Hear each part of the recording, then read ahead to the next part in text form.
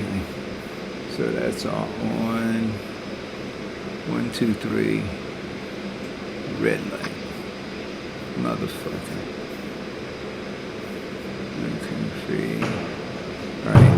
Let me go find my charger. See if I can put some coffee water on.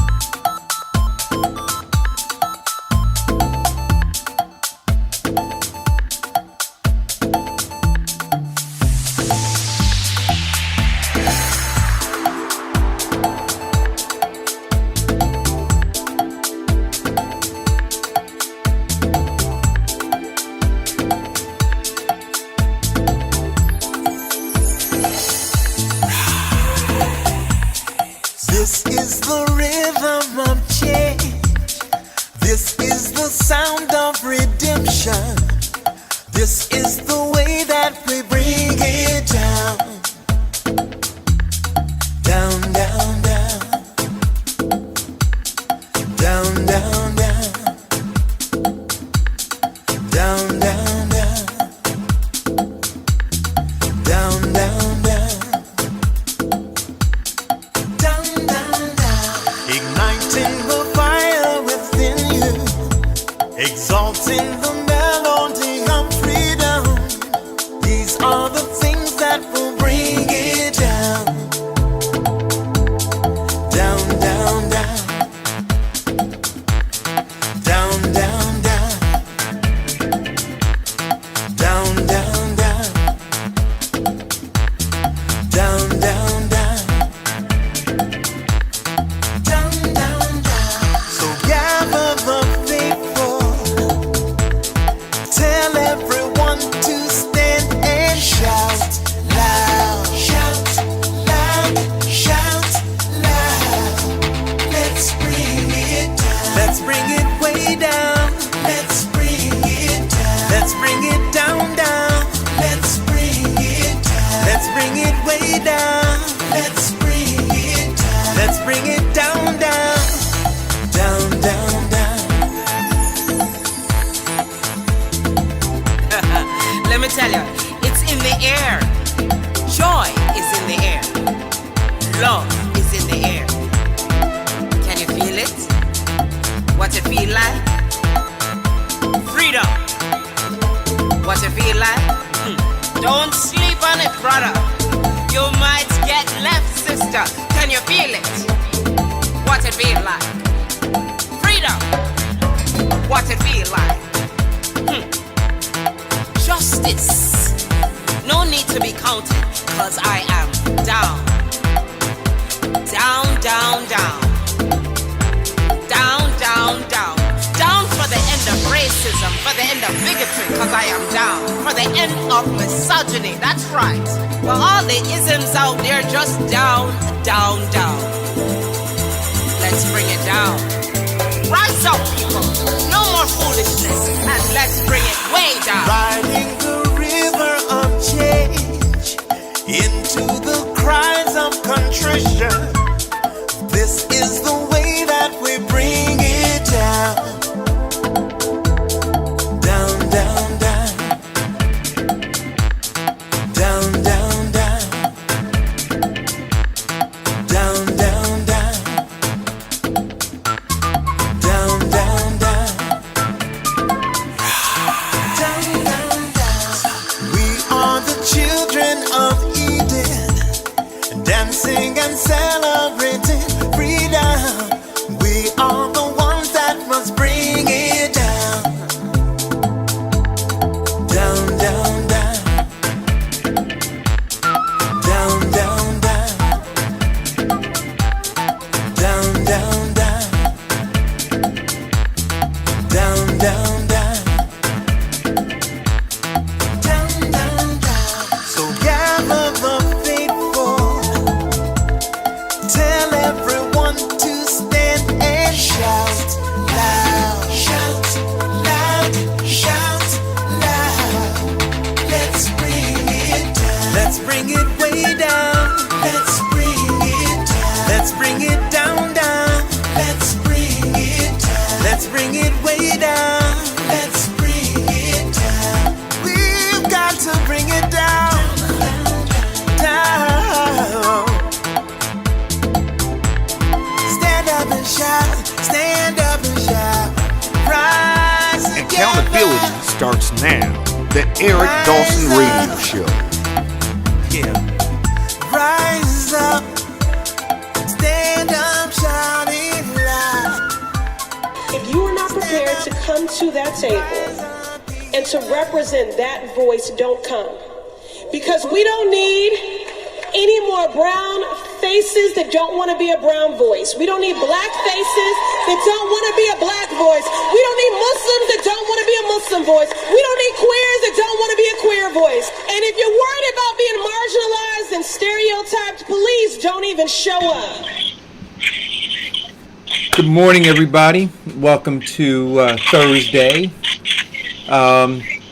Thursdays. Yeah, you know, I was gonna. Well, Diane, I was gonna say Thirsty Thursdays and hope. I'm sorry. Wait a minute, no, and hope that people would be thirsty for knowledge, not liquor, right? I'm trying to get my hat on straight. My hat. There we go. All right, thirsty. I like that Thirsty Thursday. Yeah, but thirsty for liquor or thirsty for knowledge? See, Well, because unfortunately we talk about. If I have to be still on Sundays, and what is it? Shut down Monday? What they call it? Wait. Hey, Diane. 1, 2, 3, red light. 1, 2, 3, red light. 1, 2, 3, red light. I wonder if- 1, 2, 3, red light. 1, 2, 3, red light. We're Look. never going to get to the end of the line. And we towing the line at the same time. So how we going to get We there towing if the- we still on? We towing the end of the line, Diane. Diane, you gotta understand the riddle. Everybody with us.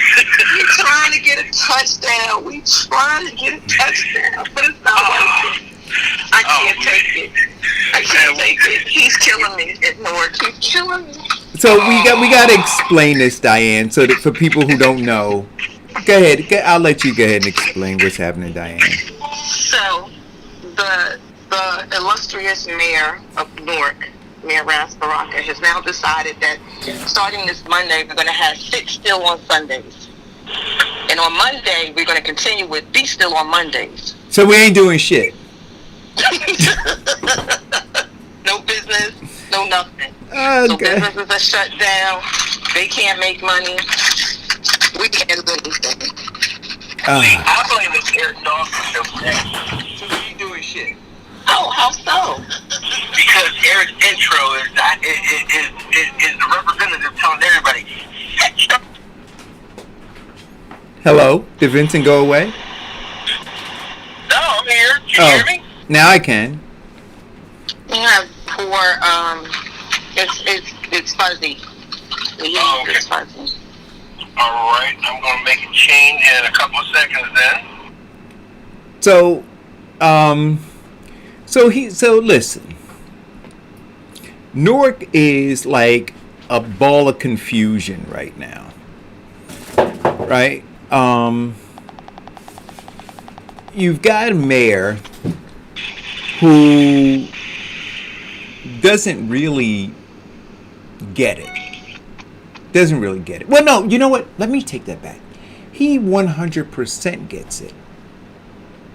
And what he gets is that he doesn't have a clue, but as long as he keeps emotionalizing people, getting them in their feelings about different things, they'll think he's doing something. Right? So it's like the razzmatazz. Like, I keep moving. I ain't going nowhere, but I'm moving. Right? So people say, oh, he's doing something. Why you say that? Because he always looks busy. Right? So, Wait, you just said razzmatazz? Razzmatazz. Oh, why did you do that? Why?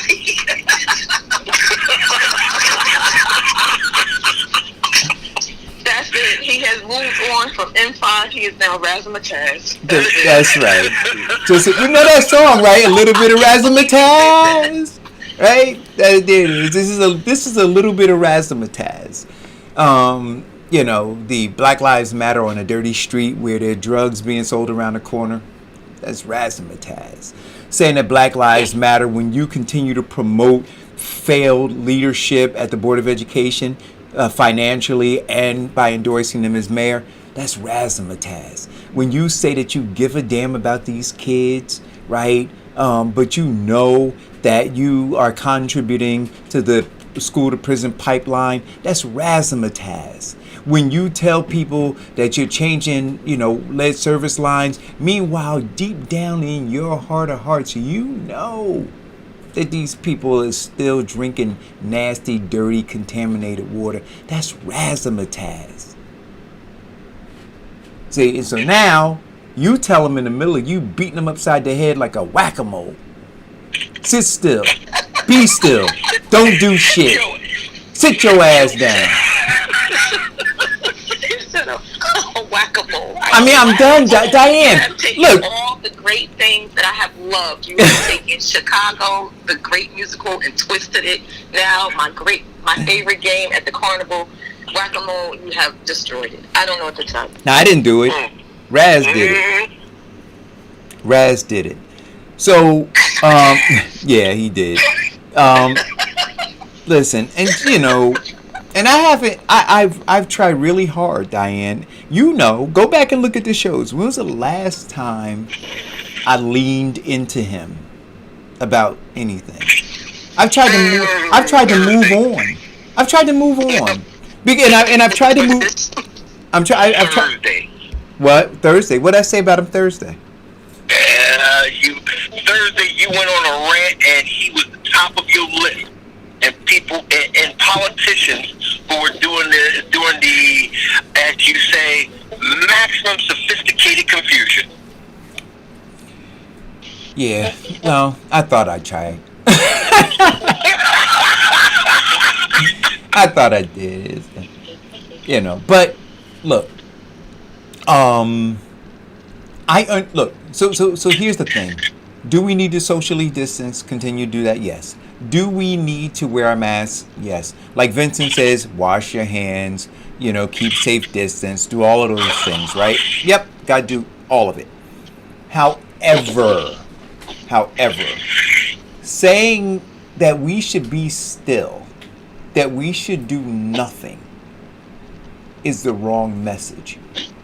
What you have to do is you have to be smart about the things that you're doing, right?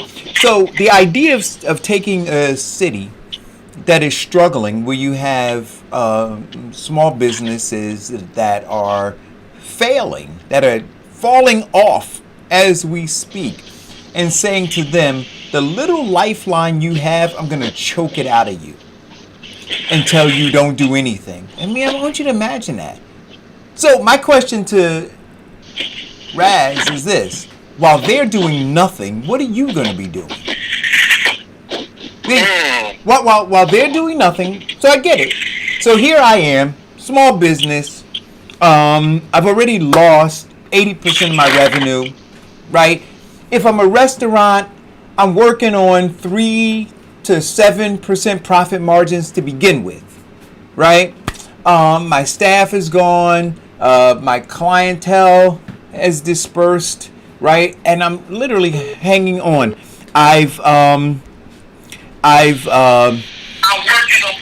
Please mute your phone. Thanks. I did. Okay. I did. So I'm dealing with all of that, and then you say to me, you know what? Don't try to grow. Don't try to crawl out of the hole that COVID-19 has you in. Don't listen to what the experts say with regards to practicing safe measures of opening. He says to you instead, be still. Do nothing.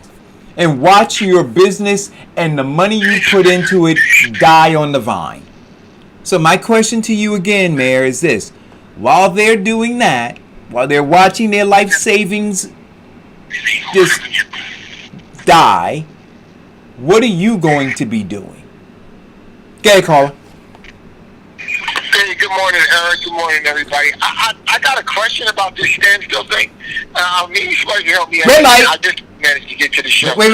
Farrakhan, did you play the game 1, 2, 3 red light? I could barely hear you. What you say? I said, did you ever play that game 1, 2, 3 red light?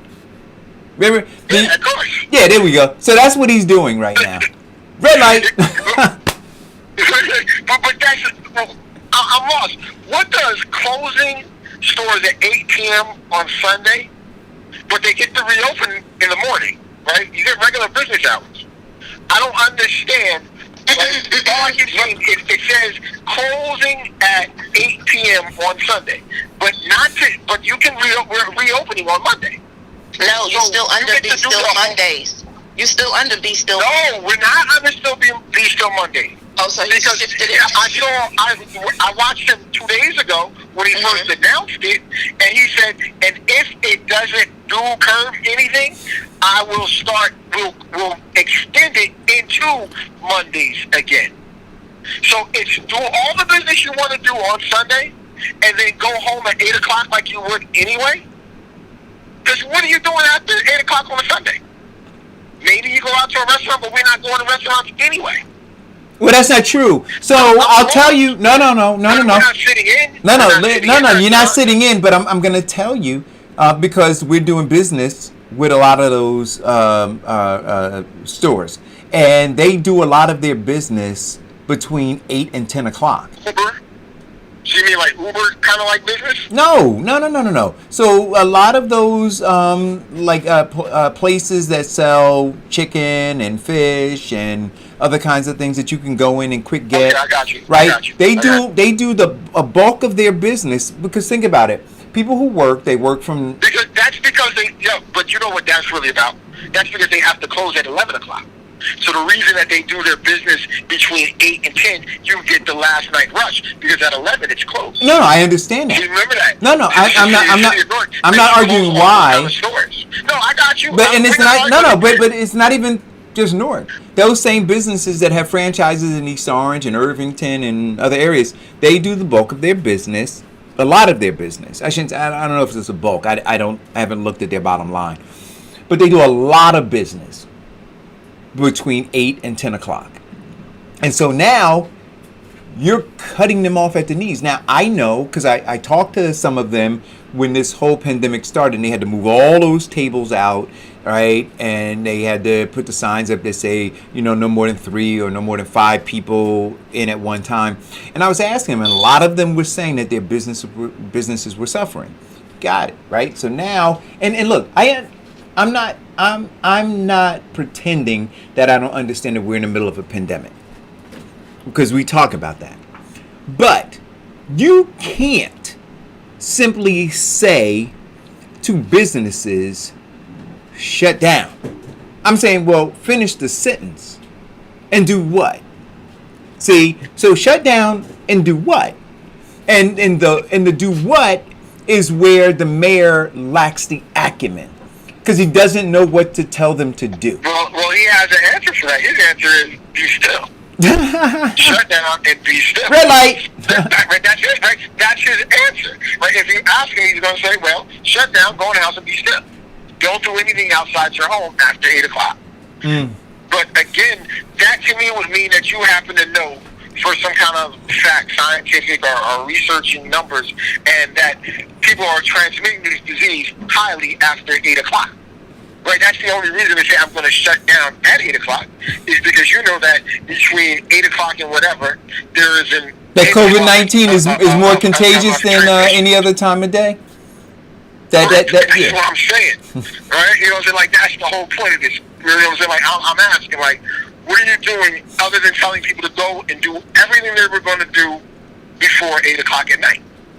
Right? Because I'm still going to do it, right? If I got to get that chicken that you're just talking about and Grandma Emma's, I'm just going to do it by 7:59. If everything's going to close, that's all. Right? I'm just going to make the extra move. I'm going to do it a little faster. I'm going to push a little harder to get everything I want to get done in the day. Right? That's what you do. Honestly, Farrakhan, to shut down at a certain time on Sunday is really not going to stop people from going out to do whatever they're going to do. They'll just go to another town. But if you wanted to slow down activity in the town because you really believe and you have facts to back that interaction of people moving too much is causing this, then Saturday, when it's the most busiest, would have been the day to shut it down. Not on a Sunday when it's least busy. Because if you look at Bergen County... That would cause an uproar with the businesses. No, because if you look at... Wait. If you look at Bergen County, they have a blue... I forget what they call it. Yeah, the blue law. Mm-hmm. Yes. Everything is shut down on Saturday. No, Sunday. Their businesses go accordingly. No, they shut down on Sunday. Now, on Sundays. Is it Sundays? Yeah. Okay, you're right. On Sundays. They shut down completely. But it's always called... But it's always like that. Right, but this is what I'm saying. So if you're saying that shutting down early is going to stop transmission, then why not say, use your facts and say shut down the entire Sunday, if that's what it is. Because shutting down at 8 o'clock, like you said, is not doing anything. I'm just going to do everything I need to do and hang out till 8 o'clock. Yeah, and that's what I mean, Diane. Like, I was confused because I thought he was trying to say, like, we're shutting down on Sundays. But then when I realized that it was Sunday at 8 o'clock, and I was like, well, 8 o'clock for what? If you're saying I still got all day Sunday, or you're just saying. And so let me ask this question. So technically, because I'm a technocrat, so technically, if I shut down at 8 o'clock, I can reopen 4 hours and 1 minute later, right?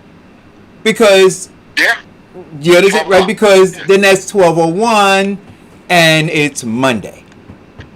Well, no, you can't. Not in Newark, right? See, not in Newark because Newark's ordinances don't really let you have any more overnight 24-hour businesses in overnight. There are no 24-hour businesses.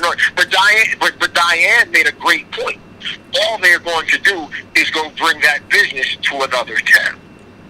Right? Like, if I really want a piece of chicken, if I really want Grandma Emma's, or if I want a Pepsi or whatever, I'm just not going. I'm gonna ride to the closest, town to me that still has. Wait a minute, Farrakhan. I didn't know that there are no 24-hour businesses in Newark.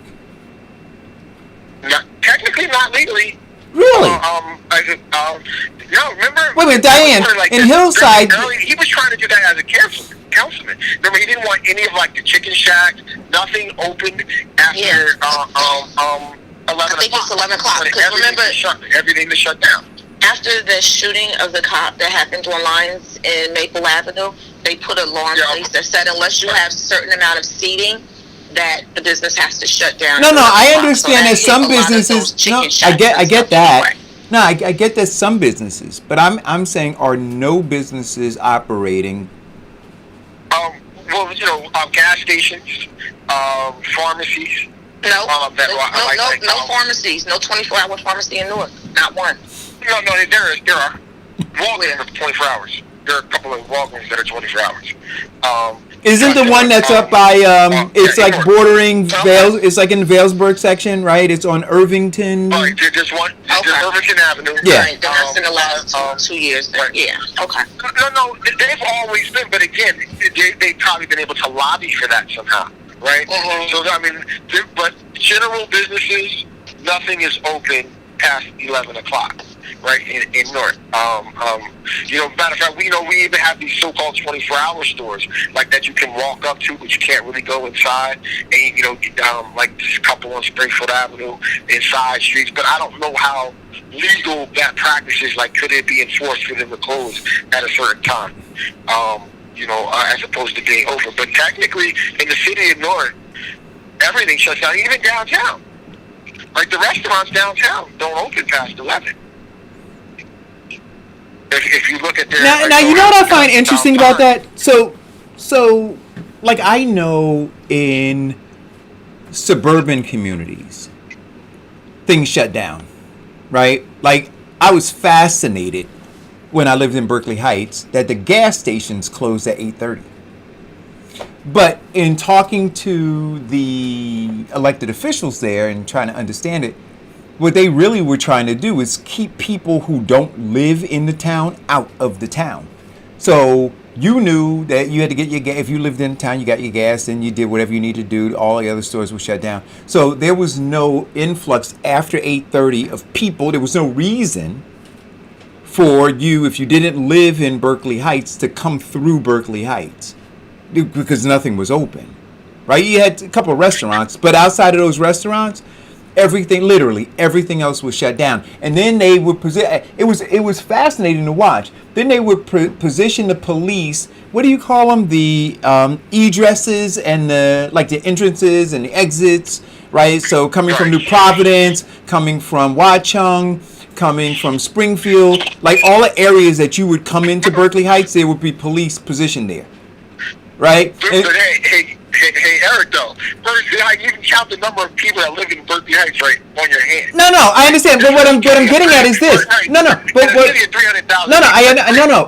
what I'm getting at is this: that in the suburbs, and they do the same thing in Westfield, and I give you some other towns that they do that in. But in urban settings, like in Jersey City, and I want to talk about Jersey City for a minute later, but in Jersey City, things are open. You know what I mean? Like New York City, things are open. right? In urban communities, they figure out how to deal with the crime, but businesses bustling. And this is what I'll say too: if you have businesses open, I believe that you create safer zones, right? Because you have lighting, you have foot traffic, you have people moving around. When the lights are dim and no activities going on, you see tumbleweeds blowing up and down Broad Street. To me, that is like the perfect setting for seedy kind of behavior to take place. That's just my thought. But hey, I'm not gonna front. I have driven up taking Raymond Boulevard into Jersey City to go to at 2:00 in the morning to go get me a gyro at the gyro stand. It's open. Yeah, in Jersey City. That's what I'm saying. Like, real talk. Like so again, and it's like Diane said, all it does is closing early. It gives that business to other towns. Because people are still going to get the things they need. And if it means jumping in the car and driving 5 minutes extra to cross through town, people are going to do it. So the question to me is, why can't the government in Newark figure it out? Right? Why can't they look and see what Jersey City is doing? Because, there's crime in Jersey City. Right? But they figured it out. They figured out how to keep these places open, how to, keep business going, commerce going. Why can't Newark figure it out? So the mayor's solution to any crises is just shut everything down. Because I can't figure it out, so we're just going to shut it all down. And I'm saying, no, that's not the way life works, right? You have to problem solve. But he doesn't want to problem solve. His solution is shut it down. Shut the businesses down. Shut this down. You stay in the house. You do nothing. Nobody does anything. Red light. 1, 2, 3, red light. Listen, did you see Mayor Fulop was saying that once the census is complete, that they believe that Jersey City will be New Jersey's largest city? So Newark has been touting itself as the largest city in New Jersey. And this is what I'm saying, so while Newark is standing still, Jersey City is moving forward. Well, if I could, let me play a little bit of devil's advocate. Devil don't need no lawyer. Can you hear me? I said the devil doesn't need a lawyer. The devil doesn't need a lawyer, and because he's got a whole lot of other people who aren't lawyers working for him. But we're looking at a few things. First and foremost, Dr. Fauci, the CDC, and a couple of other scientists just said that if we're going to, on a nationwide, flatten and decrease the spread of coronavirus, we need this country to be shut down for 22 days minimum. 22 days. Now, let's look at what he's doing. We cannot find a great deal of people with enough discipline to wear masks, wash their hands, and keep socially distant. Right. And what he's trying to do is legislate against stupid. No. So this is what I'll say, Vincent, is this. No, let me finish, please. Now, what we have to do is sit up here and say, a lot of people have to face the facts. The city of Newark and the people have brought this dumb bullcrap legislation on themselves because they don't have the discipline to do what it takes to actually decrease the spread of this virus. They brought it on themselves because people feel like it's against my constitutional right to wear a mask, and I can hang out with anybody I want to hang out with, open up the bars and the restaurants because I don't care about this virus. I want to do me. You done? Killing people. You done? So, I gotta agree with Vince. Stop screaming. I gotta agree with Vince. Damn. You're right, Vince. I gotta actually agree with you today. Oh, Lord. It's going to another hurricane. Now, this is what I'm going to say. Something is coming. Right. I think he's right, though. Bottom line is, I'm driving down South Orange Avenue as we speak. And I'm looking at 20 people, saying every other corner. Nobody's got masks on. If they got masks on, they're on their chin. So you might as well say they don't got them on. right? And they're just living life, bro. Right. I was going So, to right. the So, people I had to walk down, they ain't got no mask. right. Exactly. So, but here. What is his recourse? So What else can he? I mean, there are a lot of other things he could do. And Stop screaming. Oh, there are a lot of things that he could do, and I agree that the 1, 2, 3 red light, you know, it has a great deal of inconvenience that people are going to cry about. But the bottom line is that, you know, the people have brought this on their own self. Eric, I wear a mask. Stop yelling. I wear a mask. I got a face guard now. You know, I Right. don't wash my hands. I don't touch anybody. And I'm about to carry around a 6-foot stick. So you get in my area, I'm gonna hit you with the stick. But you know, but what else? How they're not leaving that much of a recourse and able to keep the public at large safe, because the public at large don't give a crap about anybody else's lives but their own.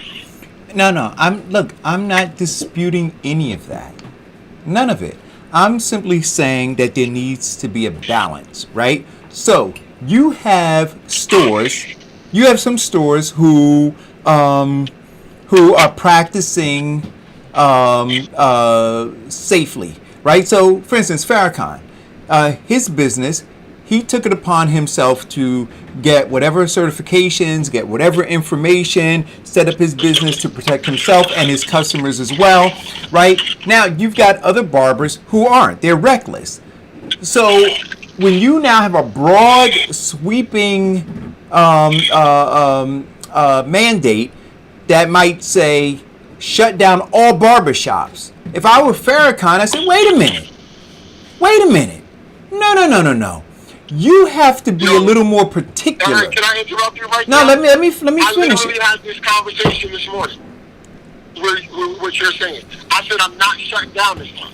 Right. I've done No. So everything right. required, and everything is possible. So until they can show me That's right. that barbershops or my barbershop is a cause That's my of transmission. point. That is the point that I'm making. And so now, when you say everybody be still, I don't care whether you're complying or not.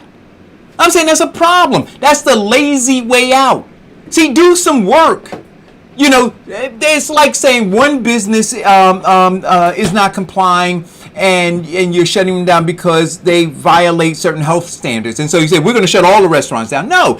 You have a health department and you send people around to look at the different restaurants. And those who are not complying, you shut them down. Those who are complying, you allow them to flourish. I'm saying the same thing. Eric, that's too much like right.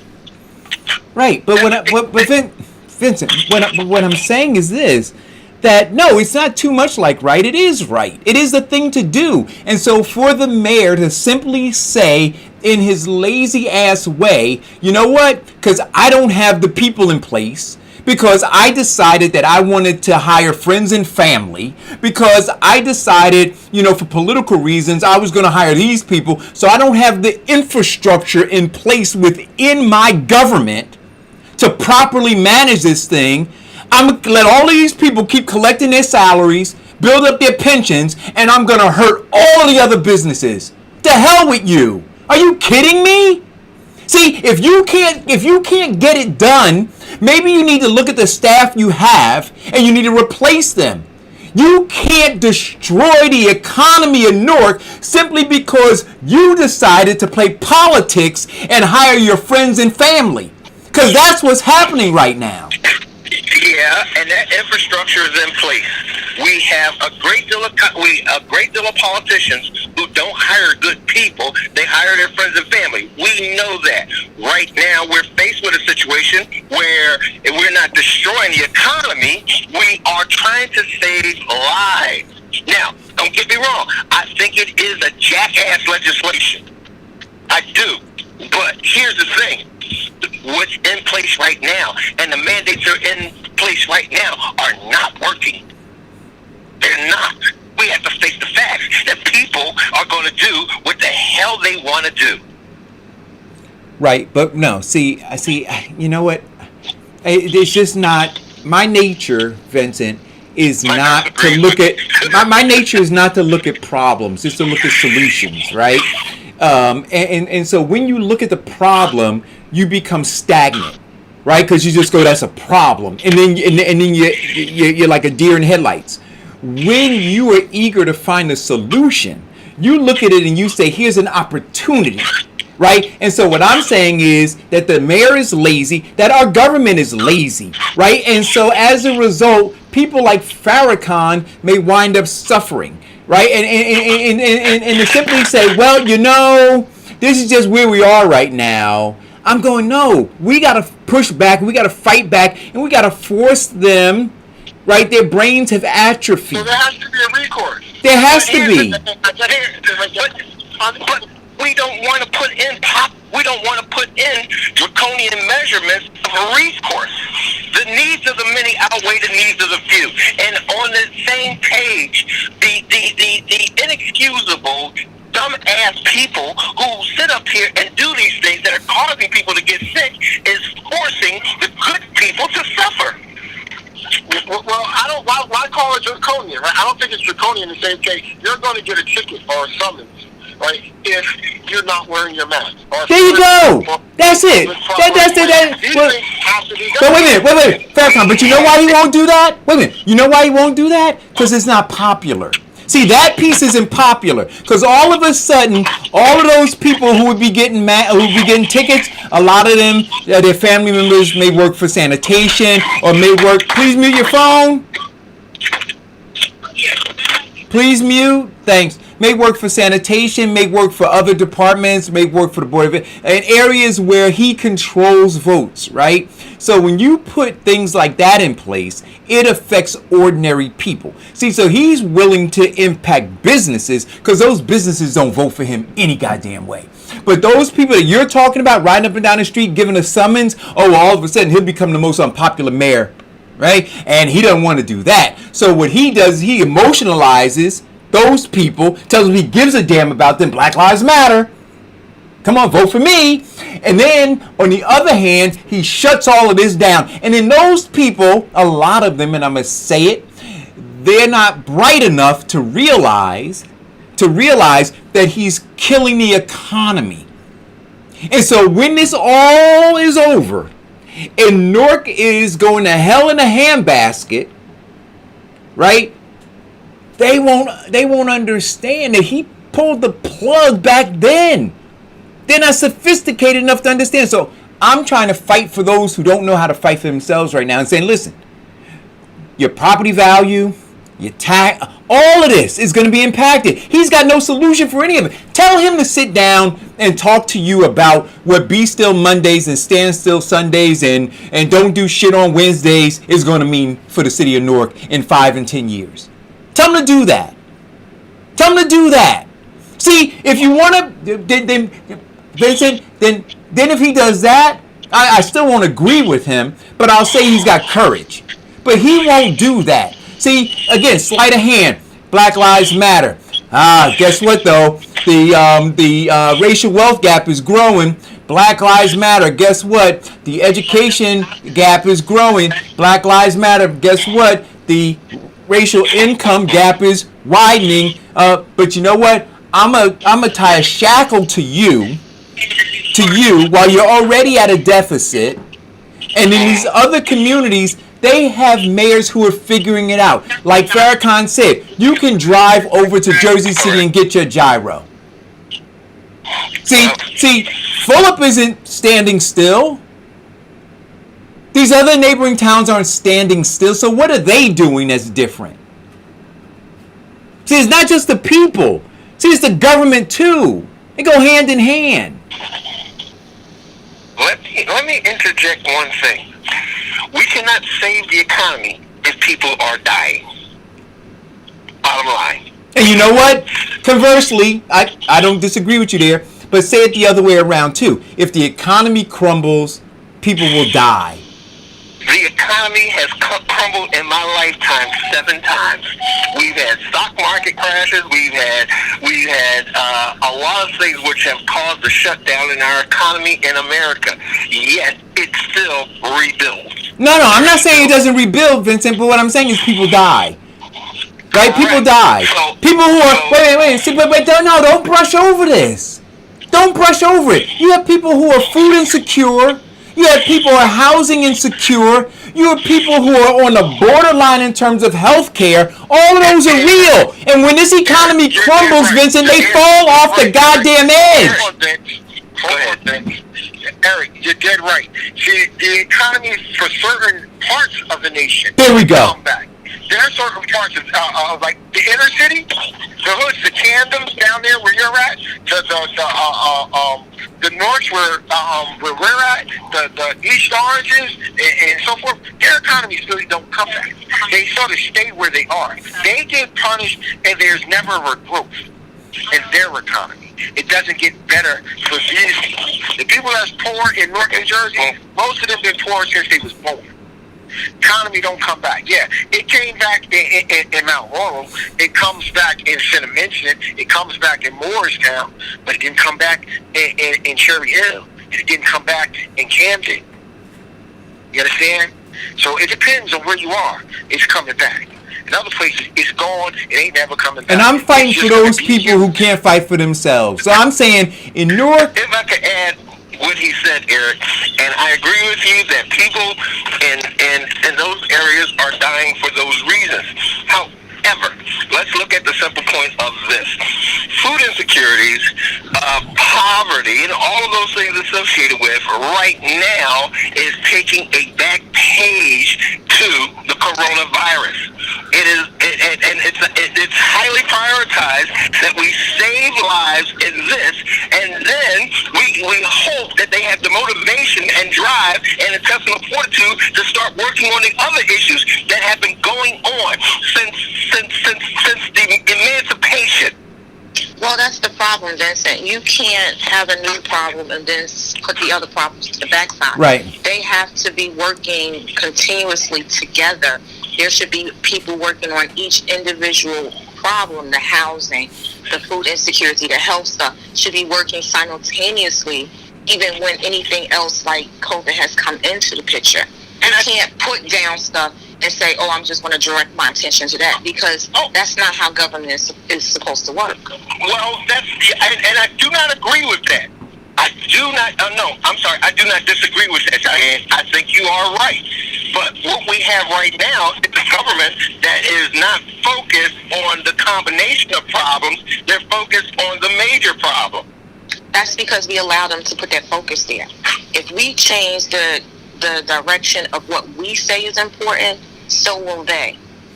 So if we say that shutting down at 8 o'clock on Sunday makes no sense, and you have to come back with scientific fact to say this is X, Y, and Z, this is what's happening, you need to also say on the other end what you're going to do as a government to help businesses grow. And that's all I'm saying. There you go. That was my other point. Because if you're not helping businesses grow and you're just shutting down businesses, you're making your city an unfriendly city to any business. And they won't come.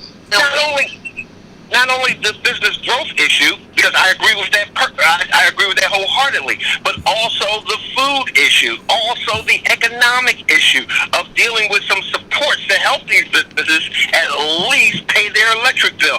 Also, how about instead of all this bullcrap, opening up some more test sites so that we can find the hot spots and get people to actually quarantine. How about adding in some additional health care? And let's not forget, we still are running into a situation where children, the most impoverished and starved in the city of Newark, are going to be suffering even more.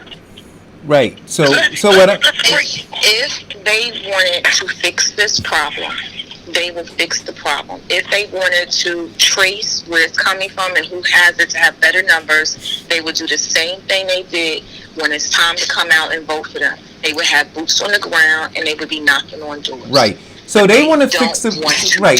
They don't want to do it. They want to fix the. They want to pretend. They want to pretend, and I'm saying this to care. Because, like Diane said, if they really cared, they would put forward more of an effort, right? So the effort that they're putting forward is is a political safety net for themselves. Like, I need to do this. Then I can say that I did it on the next mailer that I mail out when I run for re-election. Oh, because I've been in those rooms where you have advisors saying, you should do this, Mayor. You should do that, Councilman. You should do this. And then you got the person back here saying, yeah, we're going to jot all this down. And then we put our 25 points of things that we did in the last... All our accomplishments. Right, all of our accomplishments. That's what it is. But it's not really trying to resolve the issue. So Raz will put down, I did be still Mondays and stand still Sundays. Okay. Right? But he won't talk about how he wrecked the economy in Newark. So I'm saying you can do multiple things. You can address the people who are being reckless. And like Farrakhan said, ticket the hell out of them. Ticket the hell out of them. Right? You can then go into the businesses, because there are a lot of them, where they have a sign that says no more than 5 people, but there are 20 people inside. You should let those businesses know you will shut them down forever. Forever.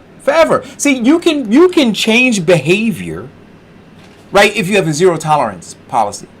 But when you don't, people who behave badly feel that there's an environment for them to continue their bad behavior. Right? So in Newark, because you got the mayor's brother and cousin and friend and nephew and whatever working in these different... Everybody knows everybody. Oh, he ain't going to do nothing. Oh, I know such. I'll just call such and such. Oh, don't worry about that. So when you have that culture, if you really wanted to be serious about it, you'd be serious about it. You could send your robocall out, send your code enforcement people out, right? And say, we now have a zero tolerance policy. If you're caught with more than 5 people in it, you are done. There you go. If you're caught letting somebody in your business without a face mask, you're done. If you're gathered and you don't have your mask on and we roll up on you, you're getting a summons. See, do that. And then you punish those people who are endangering lives, not the people who are complying. That's all I'm saying, Vincent. This broad thing that says we're going to shut everybody down. Don't care whether you're complying or not. It's the wrong way to go. See, take the time, put a system and a process in place, right? And then reward those who comply and punish the hell out of those who don't. I'm with that. Eric, here's the thing. Now, I understand your ideology perfectly. Now, let's look at reality. Oh, that's not reality. Hold on. Let's look at some of the issues of that reality face. 4 months ago, we had a talk about, locking up people who are not wearing a mask and crowding and all that other stuff. I didn't say lock them up. No. I know that's not what you are saying now. I said 4 months ago, that conversation came up. And all over my social media page and a few other things, people had blamed me to saying that, they need to lock up people who aren't doing that stuff. That's how unpopular it is. Right, but no, Vincent. Okay, so but I'm not about being popular. See, that's my point to you. Eric, wait. So, in Newark, last summer, I want to say it was last summer, maybe a little bit before the summer, it was warm weather. They had on the corner from Penn Station on Broad Street, Market Street, all the way up to Broad Street, they were giving tickets during lunchtime for people jaywalking. All around the perimeter of Broad and Market, down to Penn Station, all the way back to Park Place. People were getting tickets, summoned tickets for jaywalking. What happened after that? People stopped jaywalking. Bam. They had to sit and it worked. They did it for exactly probably 2 weeks straight. I talked to people who were executives and came out and got a ticket coming outside of PSCNG, and they were mad for jaywalking. They had never done before, but they did it. So why not give tickets to people not wearing their masks? The same way. And I'm telling you, it will take, the word will spread like wildfire. Yo, man, you better put your mask on, here they come. Yo, put your mask on, here they come. Yo, put your mask on, here they come. And see, and I'm saying this, you got a zero tolerance, right? So if you putting your mask on when I'm coming, it's too late. I already saw you.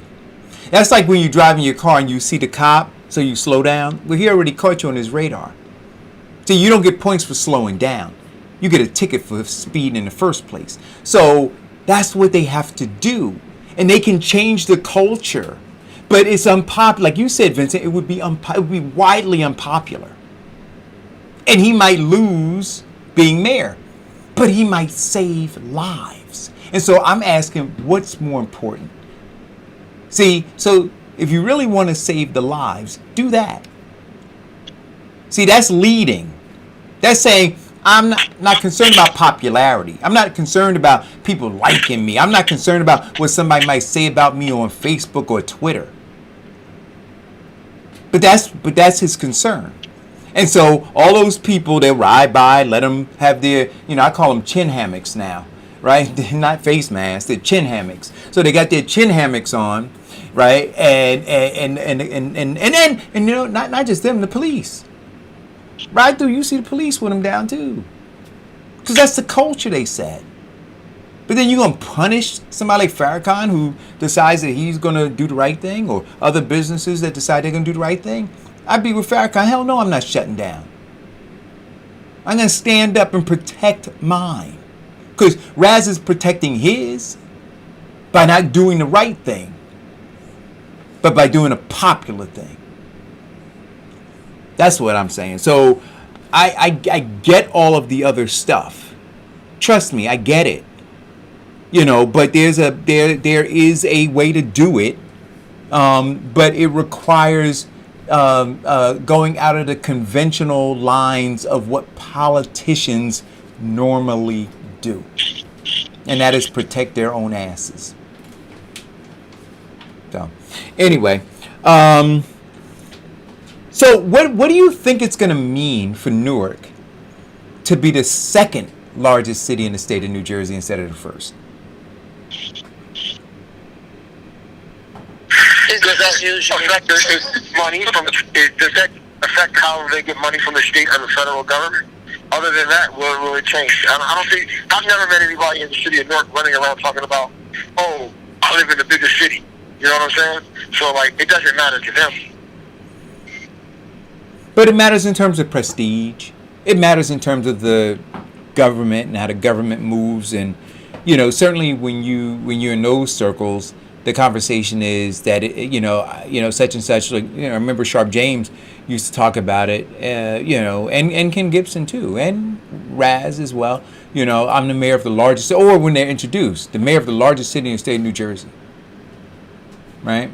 And if there's no... maybe there's nothing to it, right? Maybe you say I'm the second, mayor the second largest. But, Mayor Fulop will be able to say that he is the mayor of the largest city in the state of New Jersey soon. So, nobody cares but Fulop. You think that's inside baseball? That just means they got more problems than us. Okay, fine. Whatever. Yeah. Right. So, you said you had a lot, Diane. What else is going on? Okay, what's going on in the world today? Around the world, we have, did you hear about Oprah is now sending 500 CEOs and leaders copies of Isabel Wilkerson's book, Cast? So I've heard about this book. Have you heard about it? I have not. You have not? Okay, so Kevin told me about it originally. And so the book is supposed to talk about the origins of our disconnect. It examines the race in the United States as a social hierarchy where African Americans confirm to be the bottom. The book defines racism in a country as American caste system, comparing it to the social hierarchy systems in India and Nazi Germany. Mm-hmm. Okay. And she's sending them to who? To whom? To CEOs and business leaders. So here's, I'm going to go back to what I continue to say. See, that book, right, need to give it to some editors who work in educational publishing. Let them take that book and modify it for kindergarten, modify it for first grade, second grade, third grade, all the way up to high school. Take that content, modify it for every single one of those grades, and then it needs to replace what's currently in the school system. Do you understand what I'm saying to you? So now, when you go in, you got a kindergarten going, you have pictures and all that stuff, the way that you do it so that they're engaged in it and they can absorb that piece of it.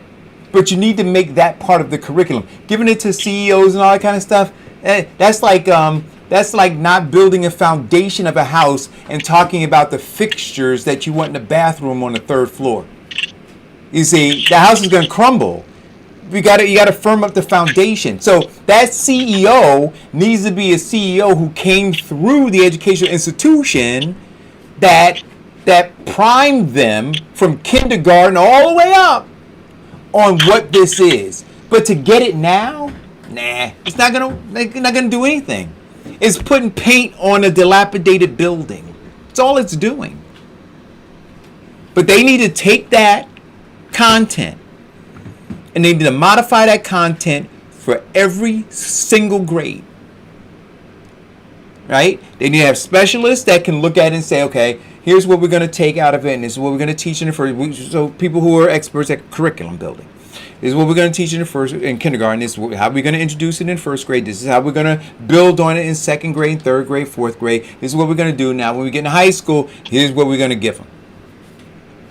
So now you'll have a generation of students, not just Black Americans, but Asian Americans, white Americans, Indian American. You have all of them who will now understand the very dirty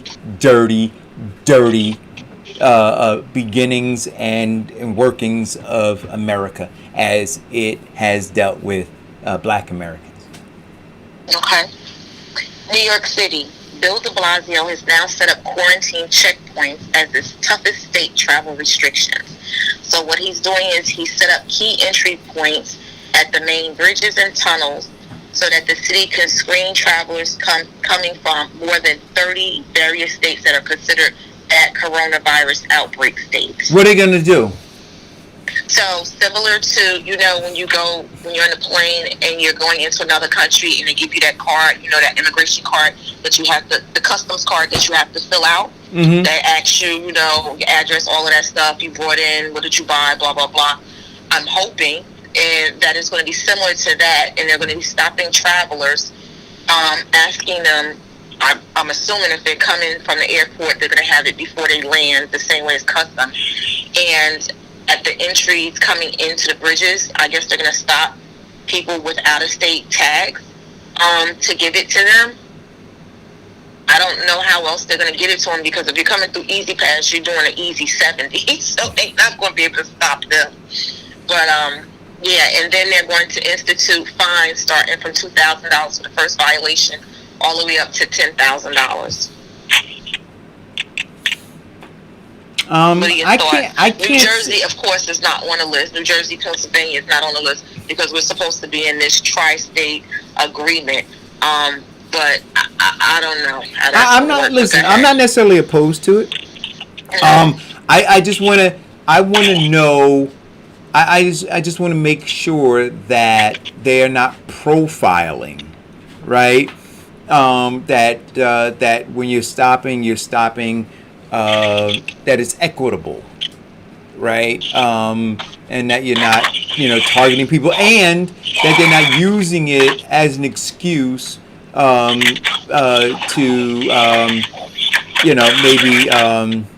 maybe stop some, cars on other suspicions. But I think the only way that it would be the same, Farrakhan, is when you're driving from California into Mexico, when they're literally stopping you at the border and going to every single car. and that would slow down the traffic on all the bridges and all the thoroughfares going in and out of the city. But that is effectively the only way that they could really legitimately do that. Whether they're going to do that, whether they have the manpower to do that, I don't know. Go ahead, Eric. I was just going to, does that affect commercials? Entering, I mean, because you got a truck driver who comes in who might be COVID-19 positive, whether he knows it or not, and he's going to make 10 trips, 10 stops in the state or in the city, right, all through it, right, dropping, he's COVID along the way. Does it affect them too, or is this just strictly for... It said incoming travelers, period. So how do they describe whether you're a traveler? The only way to really describe that is your license plate. If you're driving through. Flying, like I said, they can always give it to you before you land into the city of New York. Into the state of New York when you're on the plane, the same way they do with, like I said, the immigration customs form that you have to fill out before you land and turn it back into the stewardess.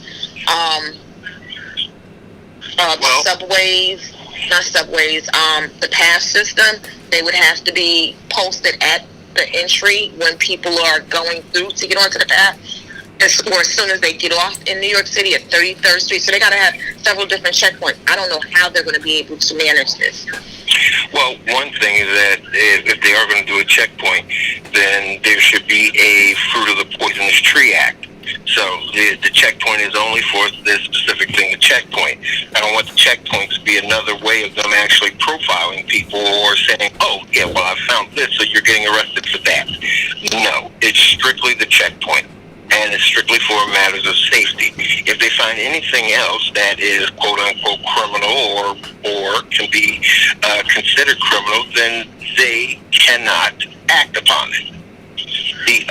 Now, come on, though. Well, no. Now, you know they don't like, you imagine I got a kilo of cocaine in my pocket, and you find that, but today I get a pass because it's only supposed to be a checkpoint for... I get a pass where they don't arrest me at the checkpoint. More than likely, what they're going to do is tip off some other people that they found a kilo, but then that could be argued in court. But the event is this, you don't want people to risk health and safety because, they forgot their marijuana card for that particular moment. This again goes to,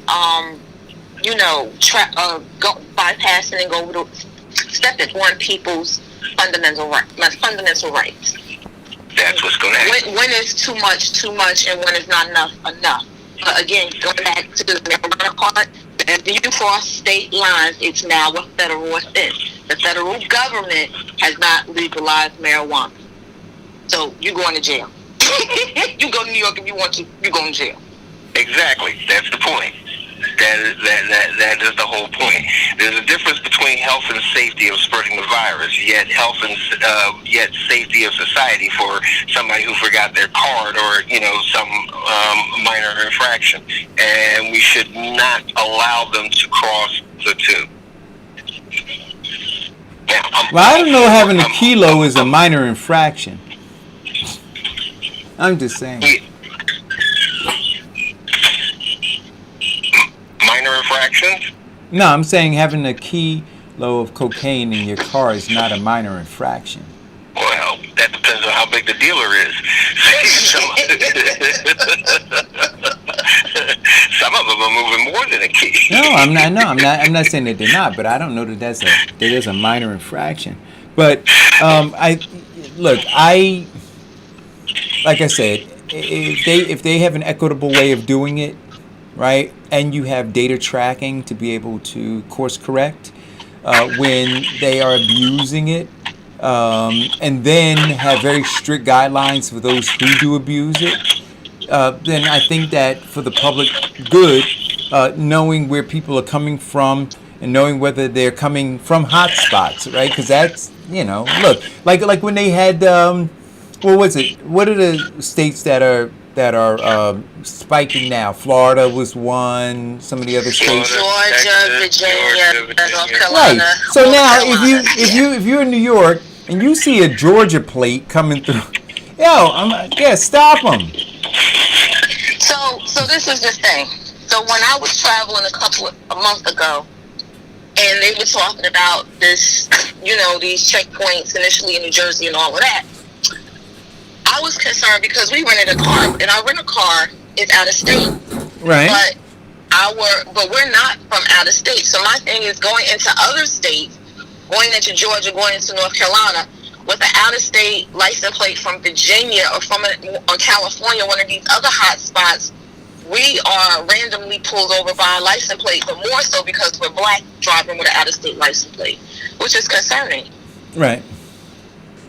Well, again, then I think that people have to figure out how to work that out. So the car rental place, if this is something that's going to be in effect, then they have to be sensitive to it. And I'm not saying they can change the license plate, but there's certainly something they can put on a car that indicates it's a rental, right? Well, they can put those stickers back on the back of the car like they used to. Enterprise exactly, and now green logo on the back, so you knew this was a rental car. That's right. So now you know it's a rental, right?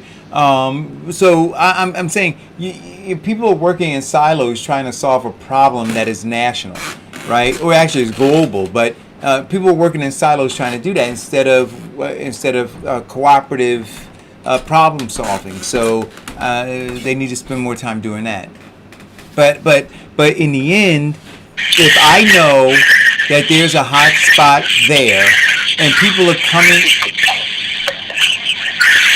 I don't know what that noise is, but it sounds like the alien.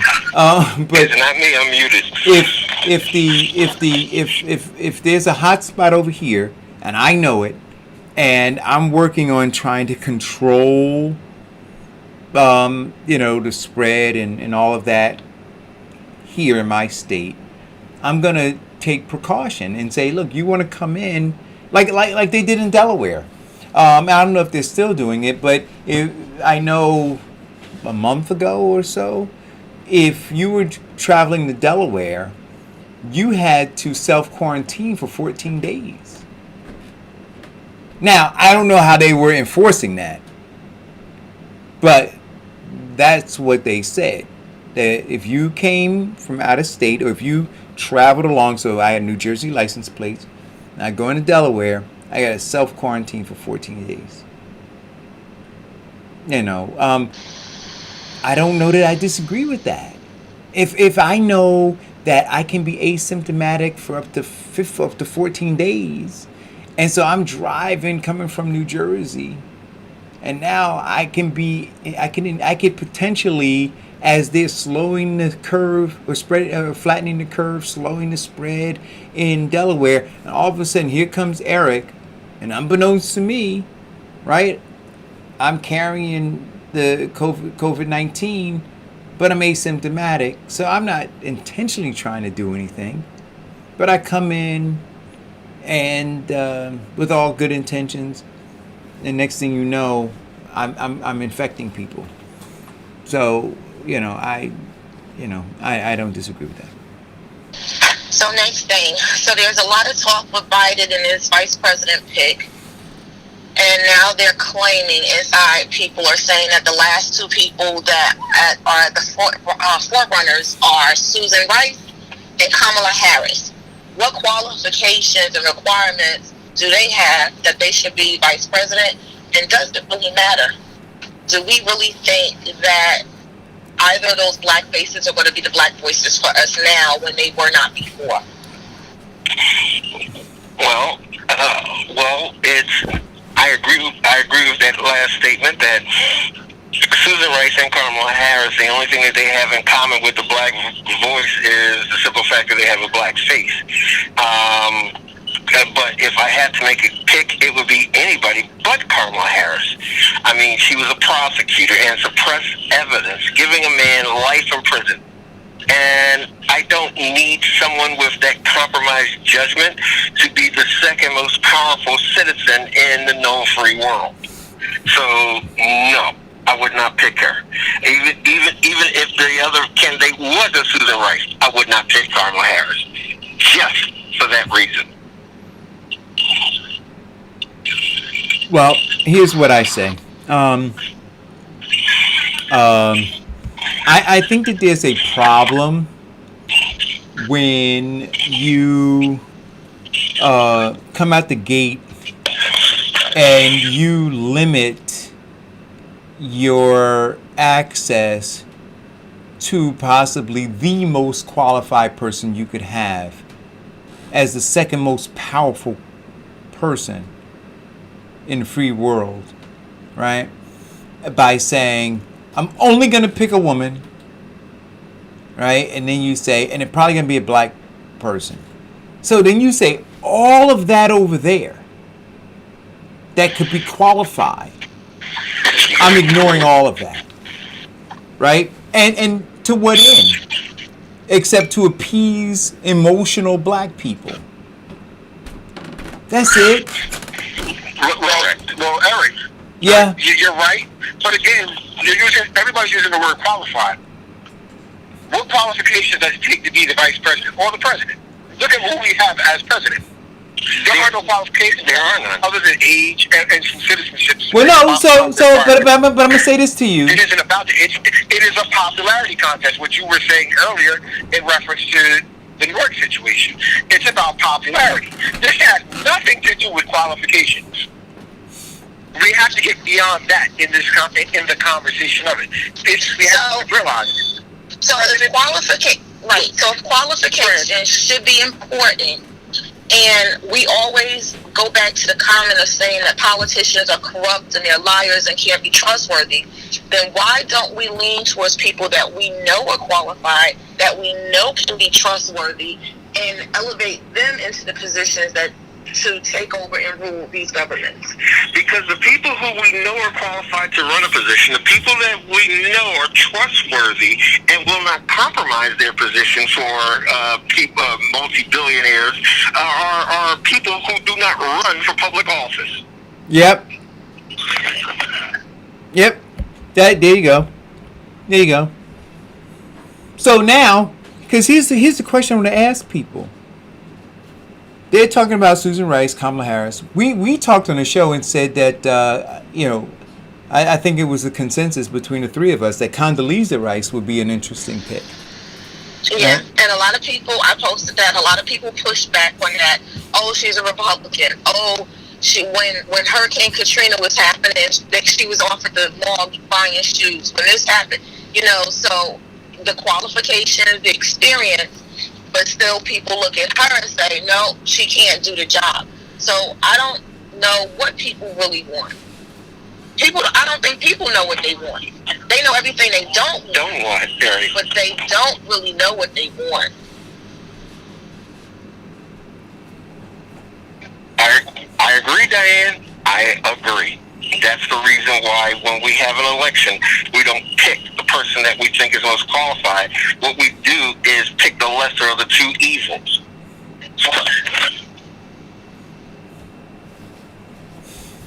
Yeah, and literally when you're picking a lesser of two evils, go for evil.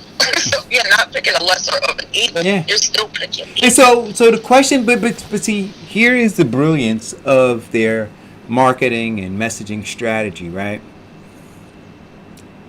In the end, people just want to get rid of Donald Trump. They're not trying to improve their lives. They're just trying to get rid of Donald Trump. So now when we're asking the question, well, Susan Rice, Kamala Harris. See, the common denominator in both of them is if either one won, then that means that Donald Trump lost. You see, so they created the common denominator for us. And then they give us a false choice. But in our thinking, consciously or subconsciously, we're focused on the end goal, which is the wrong end goal. The correct end goal should be economic and political power. Right? That's where we should be. But unfortunately, we're not there. And neither of those two people are talking anything about economic and political power. So, Diane, when you said they're just a black face, no black voice, that's 100% correct. And they're not being, and we're not even pushing them to talk about it at this point. We've now settled into being distracted with painting murals on dirty streets in urban communities, or tearing down statues. Because the fact that they're even talking about Kamala Harris's they totally forgot about the debate and her comments about reparations and saying, I'm not just working for you. I'm working for everybody. I'm not going to do something just for you Well, guys. Diane, forget that. They forgot about Joe Biden. They forgot about so all the conversation. I mean, I want you to understand how emotional black people are. See, when Cory Booker was running for president and Joe Biden called him boy, right? Black people were like, oh my God. Now you're like, hey, vote for Joe Biden. When Joe Biden, when Kamala, when they all jumped on him for being for pounding around with segregationists, right? Black people were like, yeah, he's a segregationist. I ain't gonna vote for him. You see, so all of those things have slowly fallen to the wayside because the number one issue, the common denominator here, and I continue to say that I think is wrong because it didn't impact us all of the decades that black Americans have been here, centuries that we've been here, and had America's foot on our neck or knee on our neck. Well, let's look at it.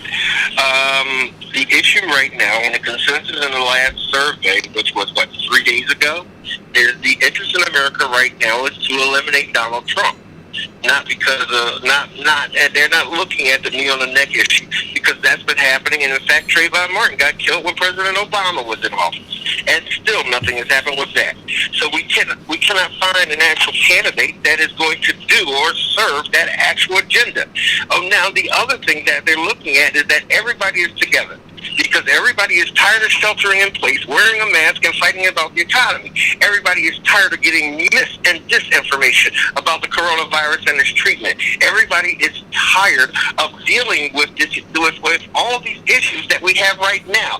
That all roads point to the leadership of our country. And we need right now, everybody's looking for a quick solution to solve that problem.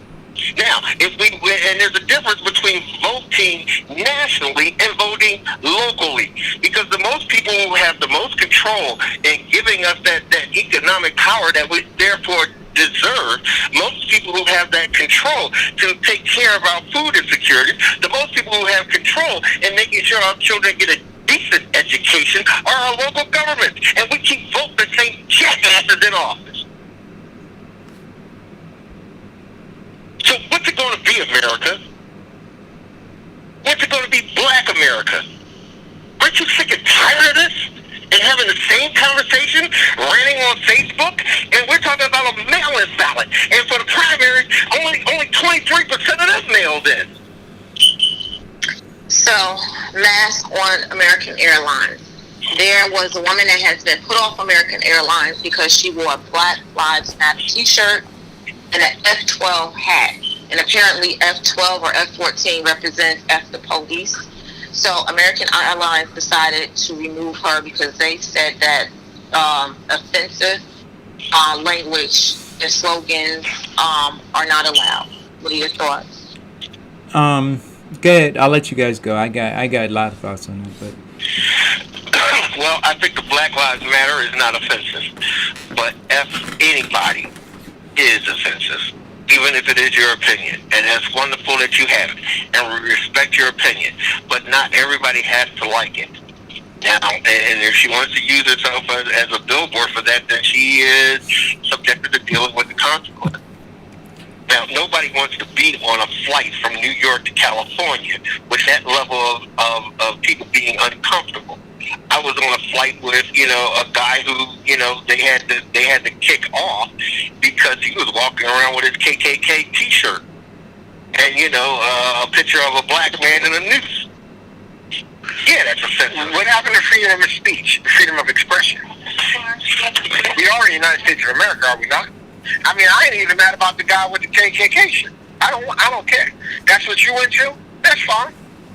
So let me ask you a question, Vincent. I might want to catch you later on in the back. So Vincent, but I don't think that you have a right to kick a person off of a plane. Because so here's the question I have for you, right? So for if I got on a plane and I had my ADOS hat on, right?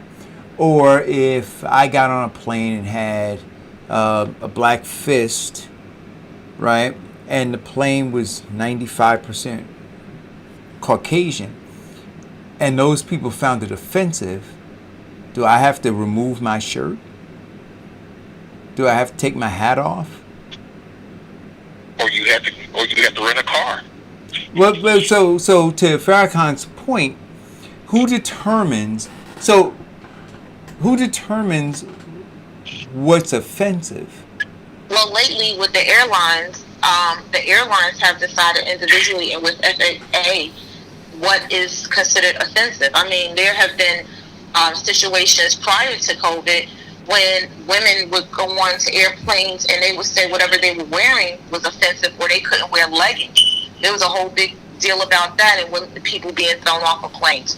Or if they saw you visibly drunk, or if you were drinking too much, they had a right to put you off the plane. So basically their guideline is anything that can distract or take away and be unsafe on a flight, they have the right to remove you. So they're making that decision. But should they have such a right when they're also financially backed by the federal government? Since you said, Vince, take a rent a car or something. My thing is, well, wait a minute now. Taxes back the aviation industry. They back the airlines. So how the hell you want to take my taxes and tell me I can't get on a plane under my constitutional rights of expressing myself? Now, a drunk person could be considered something with the safety, so I can understand that, right? While you may not let a person intoxicated or inebriated onto a plane, they might do something wacky. But my shirt is not going to bring down the plane. Just I don't care what's on it. It poses no threat, and I have a right to express myself. And I have a right to express myself anywhere that it doesn't impede on someone else. I don't see how that's justifiable. Yeah, look, if the person wants to wear a KKK shirt, you go ahead and do that. And so maybe we're sitting next to each other on a plane. I got my ADOS hat on. He's got his KKK shirt on.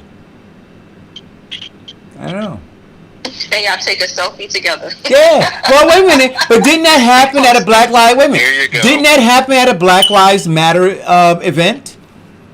Didn't that happen? I don't know. I'm sure it did. No, it did. Sure. It did. There was a protester, right? Mm-hmm. No, was it at a Black Lives Matter event or was it at a? No, it was at a Trump rally where I don't know if we're talking about the same thing, but I know at a Trump rally they allowed Black Lives Matter to get on the stage and they gave them 2 minutes to speak their piece. Right. So again, you don't get that. So this is America, freedom of speech and position, and everybody has a right to express it. I always hated, when they say, well, we gotta take down now, women flying it over a state is one thing, but you can't tell a person that they can't do it personally. What I'm saying? Our state shouldn't fly a flag of the rebellion or whatever you want to call it. But surely, as an individual, I got a right to wear that. And then I got a right as another individual to not mess with you if you do. Okay, so then not patronize you, whatever. So a couple of weeks ago, there was an incident at the racetrack where one of the black race car drivers went into his garage and they had the Confederate flag posted up in there. So when I thought about it initially, I was like, okay, and so what's the big deal? But after I started to analyze what they actually do, all of the race car drivers have individual garages that they park their cars that are assigned to them. So this was specifically done to torment this particular driver. What do you do then? Is that still freedom of speech? Is that freedom of speech now? No, that's hate and intimidation. If it's in your section, take it down. Remove it. See, the whole thing is that we have to look at this. Because we have freedom of speech, or some people say the ability to say anything, doesn't give us the right to say everything. Because we have freedom of speech to actually do something, the freedom of speech is only good when you're not encroaching on someone else's freedom. Now, okay, but how does that encroach on somebody's freedom to wear a flag? Watch it. Check this out, right? Every time I see the Confederate flag somewhere, you know what? I say to every black person, go put a black flag up next to you. Go put the red, black, and green right next to them. Right? We don't even see that anymore. Half these little young black kids don't even know what the red, black, and green flag is. Right. Right? So let's do that. See, we need to start representing our thing and stop being so scared of theirs. How about that? I agree with that. We don't do that. Right? Like, we cower to that. Right? We see the Confederate flag and we cry. We start screaming. No. Right? Go and put your flag next to it. Represent you. Turn it back on, Matter of fact, please. when you see General Lee, go put Mansa Musa up next to him, statue. Or Right. put up Shaka Zulu. Or put up Malcolm X. Put up whomever. But you can combat them with yours. That's absolutely right. We so scared to do that. See, my thing is this: if they're gonna, if the Ku Klux Klan wants to have a rally, then let them rally. And if you want your message heard too, then show up at the rally with your stuff. Right? Do that, or have your own rally, but don't try to shut theirs down. They have a right to do it. They have a right to whatever their thoughts are, as long as they're not hurting anybody. Right? Let them march. See, because I don't want anybody to ever tell me that I can't march if I chose to march. But once you open that can of worms and say, well, they shouldn't be able to because I disagree with their message, well, then it opens up the can of worms where they say, well, they shouldn't be able to either because I don't agree with their message. And I think that my message as a foundational black American, as an American descendant of slave, is a message that everybody needs to hear. So I say, hey, look, let's put my wares on the table with yours, and let's see where the chips fall. See, the problem that we have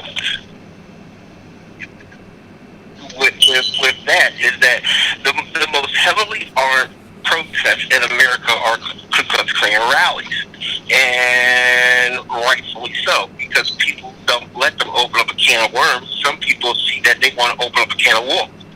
So that freedom of speech does cause a lot of harm for everybody. Yet they do have that right to do it. But, and that actually needs to be tempered down. When someone puts a Confederate flag or a noose or a white hood in someone's office, locker, or That's different. car area, it's a total different thing. Well, that's different, yeah. Yeah. So how do we distinguish between people's rights and hate? Because we have laws in place, hate laws in place, and hate crimes that we're trying to put in place for things done against black people and other people. Well, those are things How that do are we done decipher against you, between Diane. that being No, freedom of voice, Right, so those and are... that being a hate crime. Well, so the difference is... by giving them the right to march. Well, so there's a difference, right? So if you are impeding on my ability to pursue happiness, right? So you marching, that's you expressing your opinion. You writing nigger on my garage door, or me writing or drawing a swastika on yours, right? That's different. It's different. So that is a hate crime. But me marching, because I believe. But you marching and spewing hate, isn't that the same thing? What am I spewing? If I'm a So the Ku Klux Klan, we gonna all play like that's not a hate organization, and their purpose is to scare black people. Hold on, Diane. I am a card-carrying member of a national hate group. I am a card-carrying member of the Nation of Islam. I have been in the Nation of Islam for 47 years. It is a hate group in the United States of America, according to the federal government, right? Yet my hate group, it ain't never hurt nobody. It ain't never hung nobody. It ain't never been charged with doing any damage to anybody's property. Okay? So they play with the word hate group any way they want. So hate group is something that they use. Anyway, I'm not going to say that the history of the Ku Klux Klan is not. It's surely not a good one. It's surely negative for black people, right? It has been harmful to us, right? But again, they have a right to say how they feel in their beliefs. I don't care what. Just like I have a right to say in my beliefs, right, without being denoted a hate group, right, unless my actions show. Currently, I don't know. I don't hear too much about the Ku Klux Klan doing any physical. I know every now and then there are some instances where they say things that are happening from members of the Ku Klux Klan. But again, they have a right. If they're marching down the south side of Central Avenue, well, guess what, black folks? Let's start marching down the north side, and we meet in the middle, right? And if we're intelligent, we don't have to fight. We don't have nothing. All we have to do is show who we are, and don't worry about the rest. I don't care what nobody says. Right? Because all my life I have been part of a black hate group, if you go by this government. And I know I'm not doing no damage to nobody, not based on my beliefs, unless they come at me. Okay, so here we are on religion. So we have a lot of people that post on social media. There was an article that I read in religiousnews.com the other day. It talked about if you got Jesus in your profile, don't be nasty on your timeline. We often abandon kindness because politics has replaced religion as the primary driver of our discourse. We may have Jesus in the bio, but it's the Republican or Democratic Party that is really in our hearts. What say ye?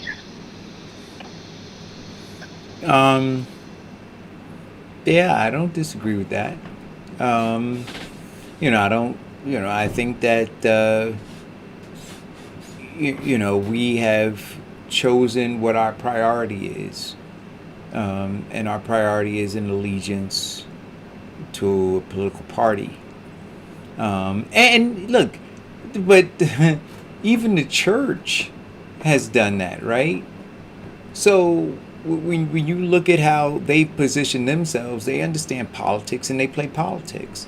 And so when you, at least in my lifetime, I've seen that shift.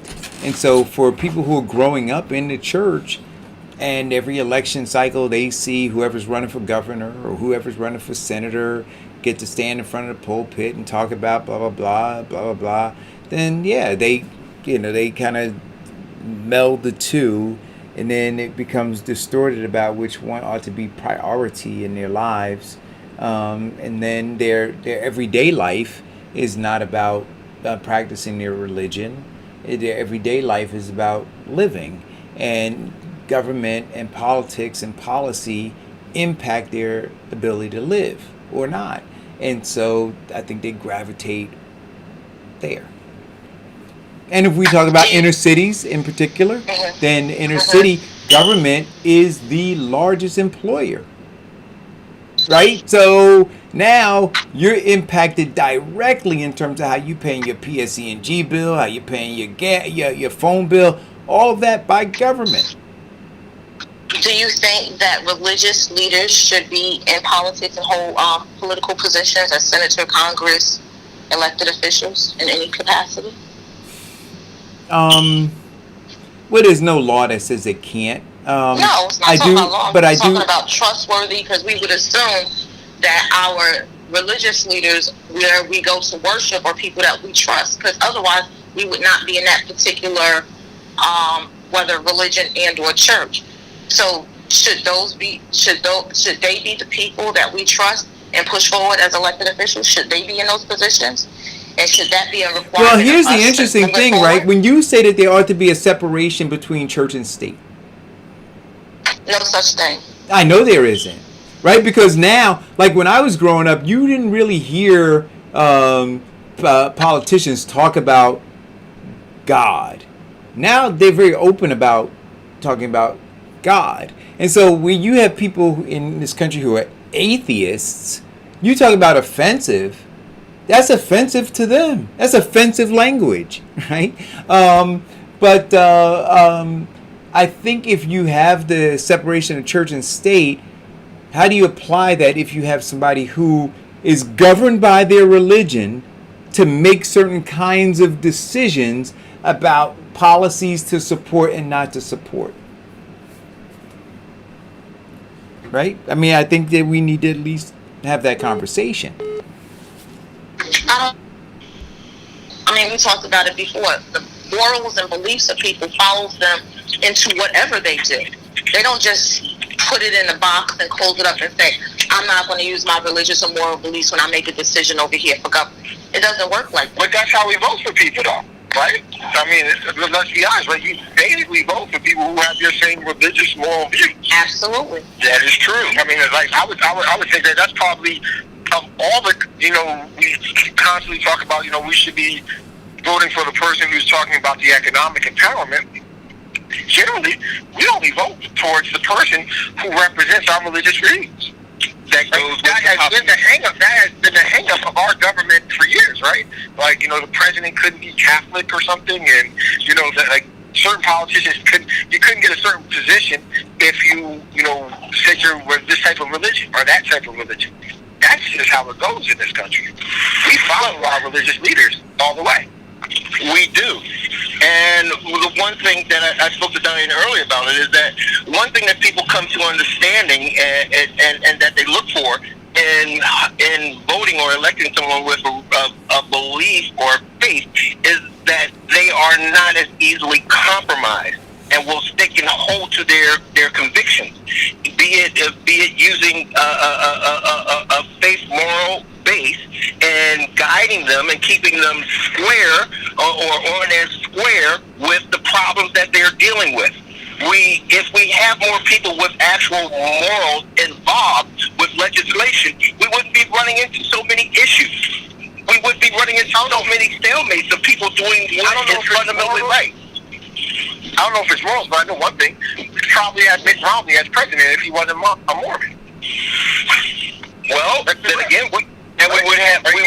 He probably did have been the Republican choice a couple of times if it hadn't been for the fact that he was a Mormon.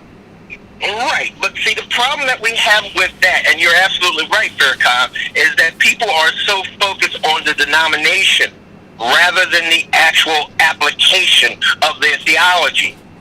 People are so focused on this person being Mormon, Muslim, and Jewish, rather than them saying, you know what, this person has a belief, a walk, and a way of life that he lives to, and it would be great for him to give that interjection into the shaping and the directions of our laws. We keep running into stalemates because people will bypass morals and to accept the campaign contributions of billionaires. That's the whole issue. So are you saying money over morals? What we're saying is that people who, yes, that's exactly what I'm saying. In fact, some people don't even believe money over morals. They believe money over everything. MOE. Yeah. Sure indeed. But that's what it turns out to be, and I think in the end, where they follow the money. What's right doesn't matter. People follow that's their number one interest, but they do it under the lie that they're doing it under some moral position. Which is why they always pick the religious person that's similar. Because they're trying to make it seem like it's about that. But it's really about the money. And don't get me wrong, I'm not saying that voting for somebody who is a pastor, reverend, imam, or rabbi is going to have less problems. No, because what you also know is that people who exercise and openly confess their faith are under a tight deal of what they call triggers or adversities from evil. There are people who are always testing their resolve. And so, no, it's not going to be an easy thing for them as well. That's one of the big reasons we don't have people with morals and strong qualifications in our government, because they don't want to go through the scrutiny.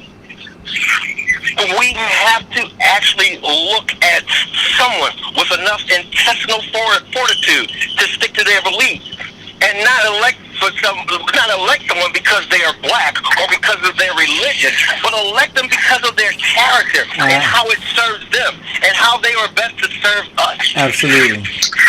So, Eric, this is for you. This is from yesterday after breakfast, and we had a quick conversation during breakfast.